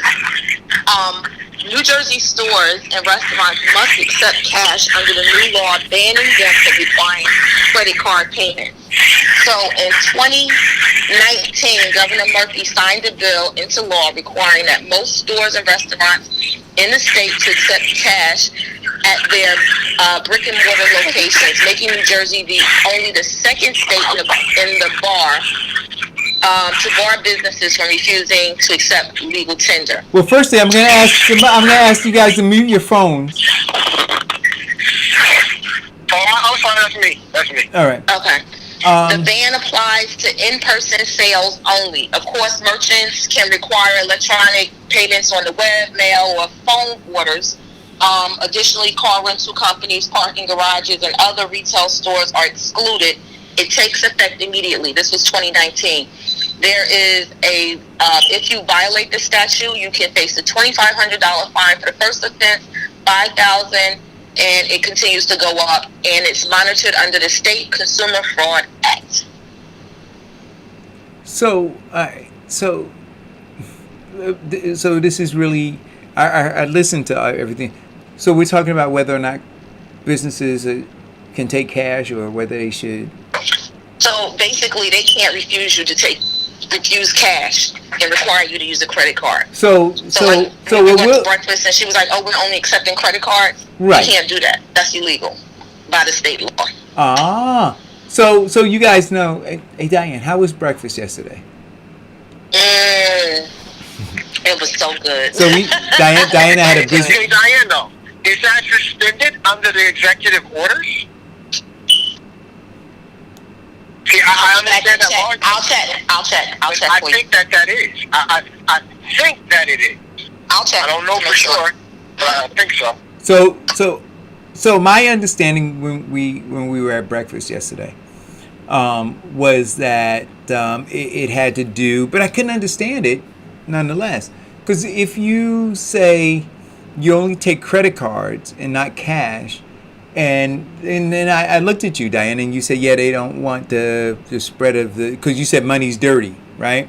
But my credit card, I'm touching my credit card. So what more germs are on my credit card? Because if I went into 10 stores before I got to that store, and all those stores touch my credit, the merchants at those stores touch my credit card, then I give my credit card to that particular merchant. What's the difference in me having taken cash from one and giving it to another one? I didn't understand it, but I roll with it, nonetheless. No, I checked the Farrakhan. It has not been suspended. In fact, another article just came out a couple of days ago, and they talked about it as well, stating that it's illegal to refuse the cash sales in New Jersey as the coin shortage continues. So wait a minute. So should we go back to I'm gonna name the name of the place, guys. Raymond's in Montclair. Should we go back to Raymond's and then sit there and have them tell us that they don't take cash, and then bring this up to them? No, I could care less. What you can do is you can just notify Consumer Affairs and let them handle it. Well, maybe I'll go back and address it directly with them. I mean, you could call the manager and talk to him and see what his reasoning is, and to let him know, because maybe he doesn't know that there is a law in place that says that you can't refuse cash. Maybe he doesn't know. You know what? I'm going to do this. Crazy, like I could do what I want. No, it's my restaurant. No, and you can call Consumer Affairs. No, so when I'm off the phone, I'm going to do that. I'm going to call Raymond's. I'm going to tell them that I was there yesterday, and I was a little taken aback that they wouldn't accept my cash, unless I paid with the card. But I want to let them know that there's a law in place that says that they can't do that. So I'll do that, and I'll report back to you guys tomorrow and let you know what they said. Okay. Cool things. That's after I take my nap in my hammock. As you lay in your hammock, you'll call? Okay. Let's see. Other thing is John Lewis legacy. Oh, this I wanted to talk about the other day, but I forgot it. So let me go to my text messages. So there was Stephen A. Smith, who my cousin is in love with, can do no wrong, has his show, and he was talking about a particular basketball player, and I'm going to tell you in 2 seconds, that refused to wear the approved upon t-shirt at the basketball game, and they literally stopped the game and made him go back into the locker room and change his T-shirt. They had already predetermined in meetings beforehand what would be appropriate, what type of shirts to honor different protests would be appropriate to wear. He decided none of the above as an individual for himself, and decided he was just going to wear what he thought he wanted to wear. And they immediately stopped the game and was like, no, you're not going to do this. So what are your thoughts on that? And I'm going to tell you the name of them in a second. Well, listen, they're paying his salary. He plays for a team. He's not an individual. And much like you can't, just like he can't determine, he doesn't like the color of the uniform, right? So when they determine the uniform that they're gonna wear at every game, the colors, the logo, all those things, you got to wear that. You can't determine that you're not gonna put that on. I think the same thing. He's a part of a team. It's a bigger brand than him. He's a sub-brand, but the big brand is the NBA. And then beyond the NBA, it is that particular team. And then underneath that, it's his personal brand. But his personal brand can't conflict with the team brand, which never conflicts with what the NBA's overall brand strategy is. His name was Jonathan Isaac. He plays for the Miami Heat. And so what shirt did he wear? So he wore a, oh gosh, why did I just move it that fast again? He refused to kneel, and he wore a T-shirt, I'm looking at it now, that just has Magic and number 1 on the front, while other people were kneeling and wearing Black Lives Matter T-shirts. His reasoning for this is to say that he felt as though that he's an individual, but not only that, why do I have to basically conform to what everybody else says if I didn't think it mattered?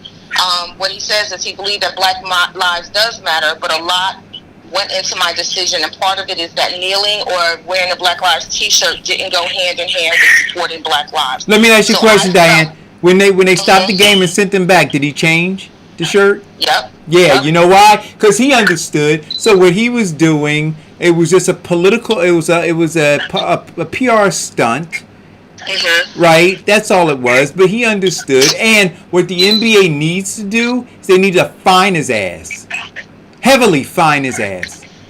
See, because what he's gonna do on the back end is try to capitalize on it, try to make himself a martyr of some sort.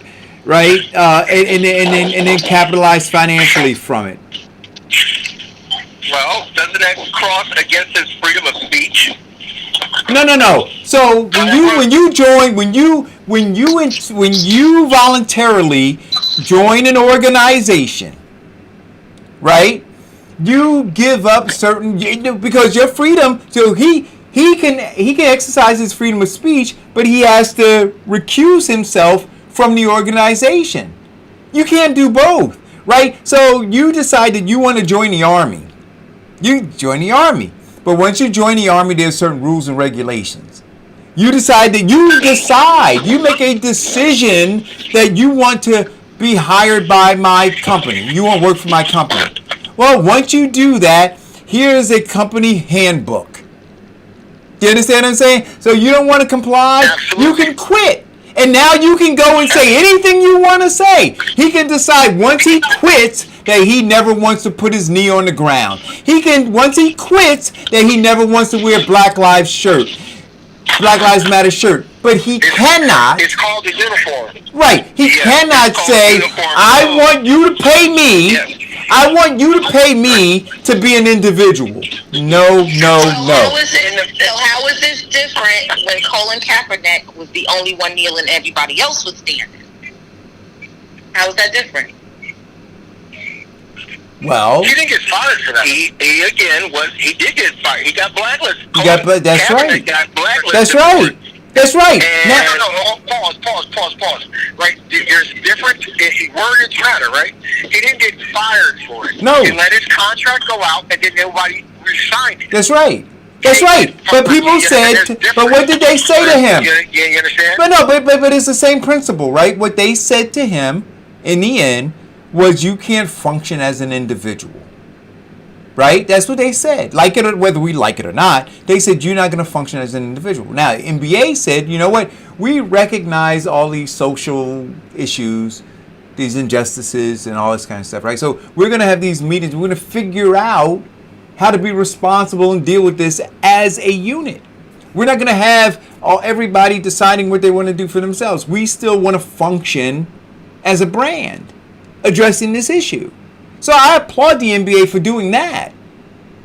Right? Now, in terms of the way the NFL handled it, and Roger Goodell came back later, right, after all this, and said, hey, you know what? We should have done something like the NBA is doing.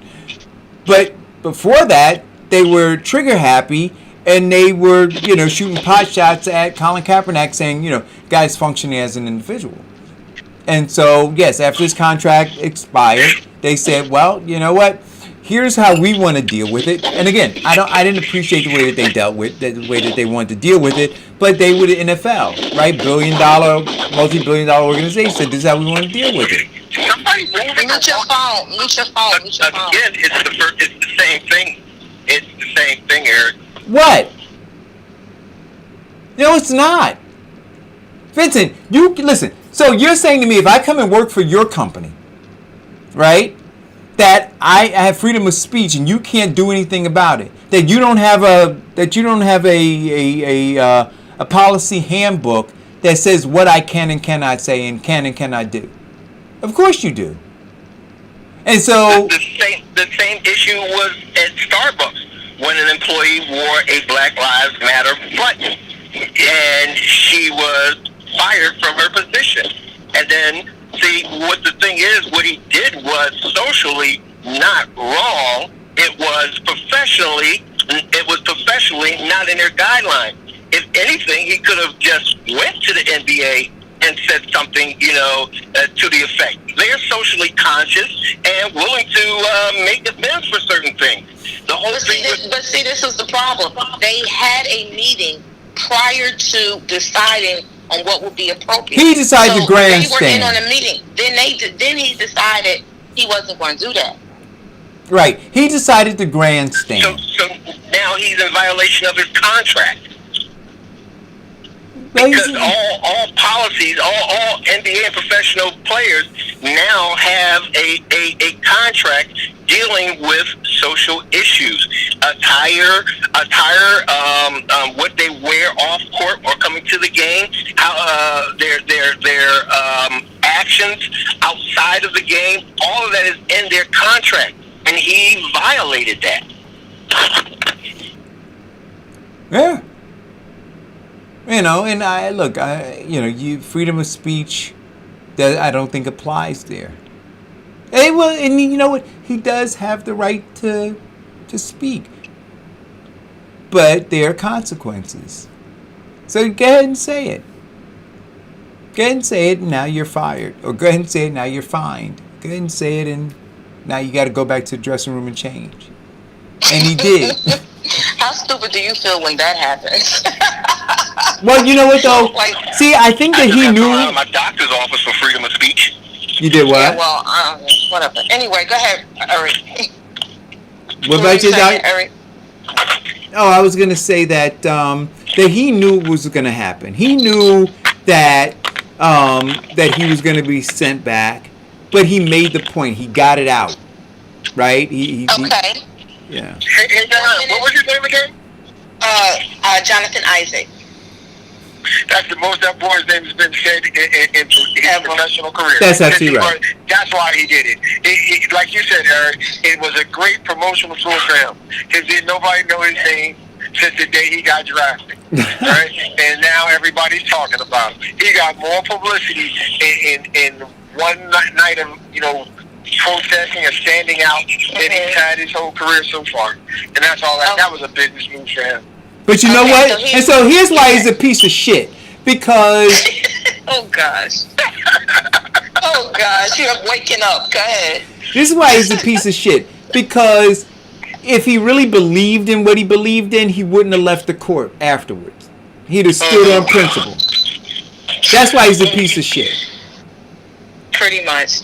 So we left New Jersey, North New Jersey, to talk about 1-2-3 Red Light,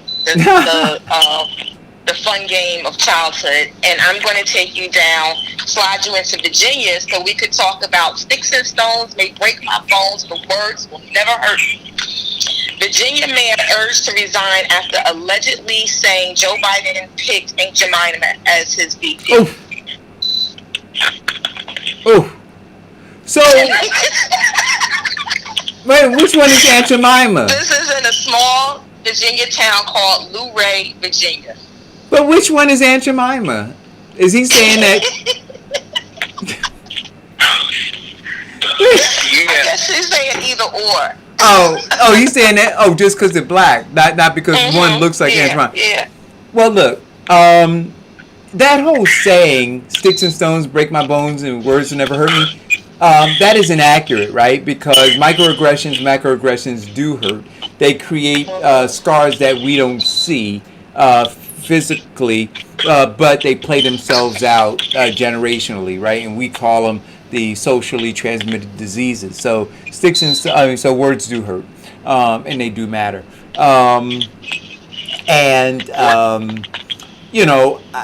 Look, he's a buffoon, right? And but he has a right to say it. And to what Farrakhan says, we have to be about projecting positive images, right? But when we fall down on a job and what we project in our own community is drugs and failed leadership and failed schools and dirt and filth, right? And then we want to criticize him. No. Build up in your own community, right? So when he says that, you have all of these other images, right, that show the reality. But when they look from him and then go over, whether you're talking about Baltimore, St. Louis, Newark, right? We can keep going. Watts. They go, well, maybe he's right. Hey, Diane. He's the mayor of Luray, Virginia. Luray, Virginia. Luray, Virginia. Population 300 there. I was about to say, that was my next line. Population 300 and challenge.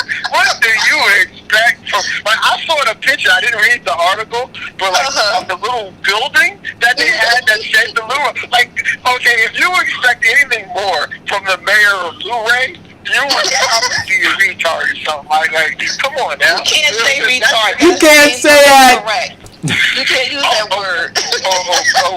Okay, you're mentally challenged. So wait a minute. No. Why do we have to be politically correct with the mayor of Luray?